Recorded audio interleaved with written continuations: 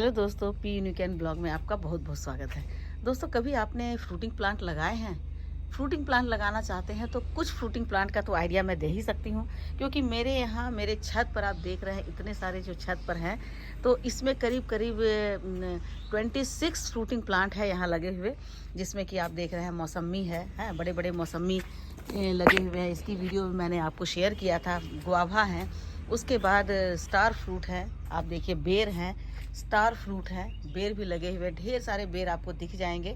Star fruit है, उसके बाद गुआवा है, रेड गुआवा, वाइट गुआवा, बड़ा वाला इलाहाबादी गुआवा, मलबरी है, नाशपाती है, केला है, जामुन है, और उसके बाद सेब है, अंजीर है, फिग है, बहुत सारे मेरे पास फ्रूटिंग प्लांट है। और सबसे बड़ा ड्रैगन फ्रूट है, जो कि एक्जॉटिक फ्रूट कहा जाता है, तो वो भी हमने लगाया और सक्सेसफुली ग्रोथ किया। खूब अच्छी उसमें फ्लावरिंग होती है, फ्रूटिंग होती है। फालसा भी मैंने लगा लिया है, चेरी मैंने लगा लिया। देखिए चेरी के जो है वो अभी अभी इसमें फिर से फ्लावरिंग स्टार्ट हो गए हैं। और ये करौंदा लगा लिया है। फिर यहाँ पर एक गुआवा है, सेब है, अंजीर है, सभी में बहुत अच्छी फ्रूटिंग होती है। तो यदि आप फ्रूटिंग प्लांट लगाना चाहते हैं और कुछ बेसिक फ्रूटिंग प्लांट आप चाहते हैं तो अनार लगाइए आप, है ना। अनार मेरे पास दो अनार के पौधे हैं और उसमें बहुत अच्छी फ्रूटिंग होती है। तो अनार के पौधे लगाइए आप, मौसम्मी के पौधे लगाइए और गुआवा के पौधे लगाइए। उसके बाद एप्पल बेर के पौधे लगाइए, खूब अच्छी फ्रूटिंग होगी। देखिए इसे लगाए हुए 3 महीने हुए हैं और इसमें ज़बरदस्त फ्लावरिंग हो रही है। और ये पुराना है, 1.5 साल पुराना है, और देखिए कितना बड़ा हो गया है। और इसमें भी बहुत ज़्यादा फ्रूटिंग हो रही है। एक बार मैंने फ्रूट हार्वेस्ट कर लिया और दूसरी बार, साल में 2 बार इसमें फ्रूटिंग होती है, तो ये दूसरी बार की फ्रूटिंग है। देखिए कितने भरे हुए हैं फ्रूट, तो ये है। उसके बाद अंजीर, ये देखिए अंजीर का पौधा कितना शानदार है। और इसे, अंजीर नहीं, ये चीकू, और इसे तो देखकर ही आपका जो मन है ना वो मोहित हो जाएगा। इतने सारे फ्रूट लगेंगे कि आपको लगेगा कि ये तो लगाना बनता ही था। और इसे लगा लिया तो बहुत अच्छा किया, इसे नहीं लगाया तो कुछ नहीं लगाया, ऐसा लगेगा आपको। देखिए कितने सारे इसमें फ्रूट लगे हुए हैं। और इसमें भी साल में कम से कम 3 बार फ्रूटिंग होती है।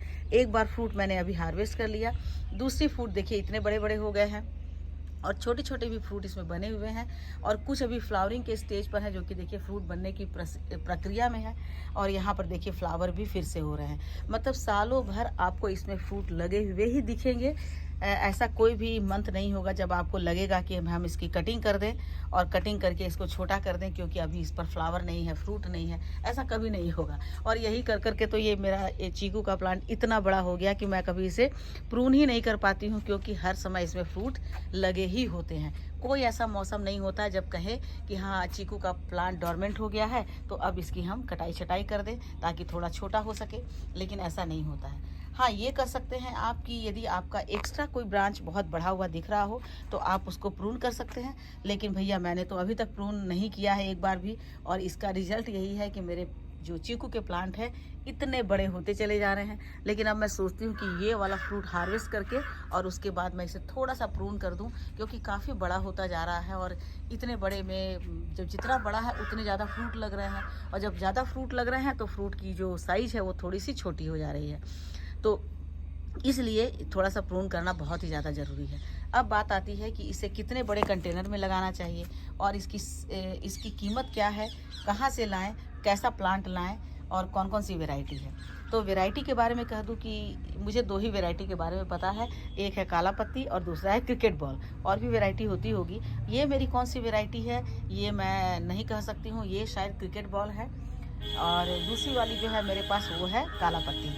तो पत्ती है, और ये अभी फ्लावरिंग के स्टेज पर है, फ्लावरिंग हो रही है, लेकिन फ्रूटिंग अभी इसमें फ्रूट जो है ये नहीं पकड़ा है, अभी 1 साल नहीं हुआ इसका।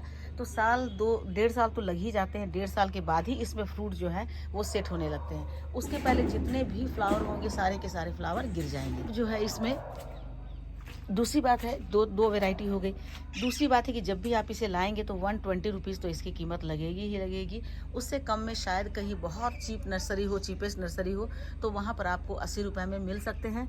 लेकिन मैंने जो ख़रीदा है तो मुझे 120 में ही दोनों प्लांट मिले हैं, और दोनों प्लांट की कंडीशन काफ़ी अच्छी थी। 2-2 फीट के थे दोनों, 2-2 फीट के थे। उससे छोटा तो शायद नहीं मिलेगा, या मिलेगा तो हो सकता है कि 100 या 80 रुपीज़ में मिल जाए। खैर इट डजेंट मैटर। लेकिन आप इसे जब लेकर आएँ तो सबसे पहले आप इसे 12 इंच के गमले में लगाएं, और 12 इंच के गमले में जब ये 6 महीने का हो जाएगा, यानी थोड़ा सा बड़ा हो जाएगा, तब आप इसे रिपोर्ट करके 20 इंच का गमला दीजिए। मैंने 20 इंच का गमला दिया है, तो देखिए अभी इसके तने कितने थिक हो गए हैं, बिल्कुल पेड़ के आकार के हो गए हैं, और इसीलिए इसका रिजल्ट इतना अच्छा है कि इसमें इतने सारे फ्रूट लगते हैं।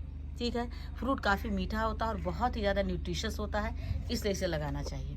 अब बात आती है लोकेशन की। लोकेशन इसे ऐसी जगह दीजिए जहाँ पर कम से कम तो 6 घंटे की धूप, इसे डायरेक्ट धूप मिले, डायरेक्ट जो सूरज की रोशनी है वो मिले, तभी अच्छे से ग्रोथ करेगा और तभी इसमें अच्छे से फ्रूट भी लगेंगे। अब बात आती है इसमें फर्टिलाइज़र की। जाहिर है कि ये यदि फ्रूटिंग प्लांट है तो इसमें पोटेशियम, फास्फोरस और नाइट्रोजन यानी एनपीके तो कोई भी कंपोस्ट में रहता ही रहता है। किसी में नाइट्रोजन की मात्रा ज़्यादा रहती है, किसी में फास्फोरस की मात्रा ज़्यादा रहती है, किसी में पोटेशियम की मात्रा ज़्यादा रहती है। तो आपको जो है बैलेंस्ड फर्टिलाइज़र इसमें देना होगा साल में 2 बार, यानी एक बार फरवरी मार्च में। यदि इतना बड़ा गमला है तो कम से कम 1 केजी से 1.5 केजी आपको कोई भी कंपोस्ट डालना है, चाहे वो काऊ डंग कंपोस्ट हो या वर्मी कंपोस्ट हो। दूसरी बार जब इसे फर्टिलाइज करेंगे तो वो समय होता है सितंबर अक्टूबर, क्योंकि देख रहे हैं इस समय अभी अक्टूबर है और सितंबर से ही ये फलने लगे थे, तो काफ़ी उसमें छोटे छोटे थे, अभी बड़े हो गए हैं। तो सितंबर अक्टूबर में फिर से आपको इसमें फर्टिलाइजेशन करना है, यानी कि कोई भी कंपोस्ट डालना है, काऊ डंग कंपोस्ट या वर्मी कंपोस्ट, और मात्रा उसकी वैसे ही होनी चाहिए जितना बड़ा गमला है। ये 20 इंच का गमला है तो 1 से 1.5 केजी इसमें डालना बहुत ज़्यादा ज़रूरी है, क्योंकि इतने सारे फ्रूट को होल्ड करने के लिए, फ्रूट की साइज़ को बड़ा करने के लिए, फ्रूट को जूसी बनाने के लिए, उसकी क्वालिटी अच्छी करने के लिए आपको ये कंपोस्ट डालना ज़रूरी है। उसके अलावे आप हर 15 दिन पर, 1 महीने पर या 1.5 महीने पर इसमें लिक्विड फर्टिलाइज़र डाल सकते हैं। लिक्विड फर्टिलाइज़र में कौन कौन सा डालिए? Banana peel fertiliser, onion peel fertiliser, क्योंकि बनाना और अनियन इन दोनों में बहुत अच्छी मात्रा में कैल्शियम, मैग्नीशियम, आयरन और पोटेशियम होता है। तो पोटाश की बहुत ज़्यादा ज़रूरत होती है। कई बार ऐसा भी होता है कि ये जो है ना ये फ्रूट, ये थोड़े थोड़े फटने लगते हैं। तो फटने का कारण ये होता है कि उसमें बोरोन की कमी हो जाती है। तो बोरोन की कमी ना हो इसके लिए आपको माइक्रो न्यूट्रिएंट इसको समय समय पर स्प्रे करना होगा। जड़ में नहीं डालना है, स्प्रे कर देना है। तो माइक्रो न्यूट्रिएंट क्या क्या हो सकते हैं? जैसे सीवीड एक्सट्रैक्ट मिलते हैं, ऑनलाइन आप मंगवा सकते हैं किसी भी कंपनी का। तो सीवीड एक्सट्रैक्ट जो है 1 लीटर पानी में 1 चम्मच डाल करके आप जब भी आपको लगे कि थोड़ा ये फटने लगा है तो आप इस पर स्प्रे कर दीजिए, और चाहे तो इसकी जड़ों में भी डाल दीजिए। तो ऐसा कर देने से ये जो है इसमें फटने की जो प्रवृत्ति है वो भी ख़त्म हो जाएगी, तब इसमें माइक्रो न्यूट्रिएंट इसे भरपूर मात्रा में मिल जाएगा।